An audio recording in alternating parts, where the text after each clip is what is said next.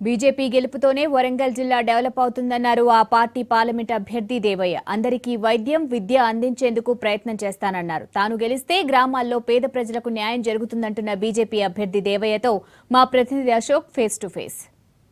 Parliament ఉప ఎన్నికల్లో ప్రధాన పార్టీలు పోరాపోరిగా ప్రచారం కొనసాగిస్తున్నాయి. ఇప్పుడు మనతో మాట్లాడడానికి బీజేపీ అభ్యర్థి దేవయ్య ఉన్నారు. సార్ చెప్పండి, ఇలా భూపాలపల్లి నుంచి ప్రచారం ప్రారంభం చేయబోతున్నారు.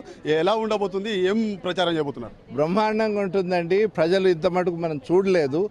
ఇప్పుడు ఈ రోజు నుంచి చూపెడతాం. మేము బరిలో దిగాము, తర్వాత గ్రౌండ్ లెవెల్లో క్యాంపెయిన్ చేస్తున్నాం. సార్ చెప్పండి, ప్రధానంగా ఆరోగ్య సమస్యలతోని ప్రజలు సతమతమవుతున్న పరిస్థితి మారుమూల గ్రామాలలో. అంటే మీరు వాళ్ళకి ఎలాంటి సౌకర్యాలు, వైద్య సేవలు అందిస్తారు, ఎలాంటి సౌకర్యాలు కల్పించేందుకు చర్యలు తీసుకుంటారు? ఫస్ట్ ఏంటంటే వరంగల్లో ఒక కేర్ హాస్పిటల్, అంటే ఒక ఇంటెన్సివ్ కేర్ ఉండి హార్ట్ కండిషన్స్ కోసం చేసే ఈఎంఎస్ హాస్పిటల్ నిర్మించడానికి నేను నాంది వేస్తాను.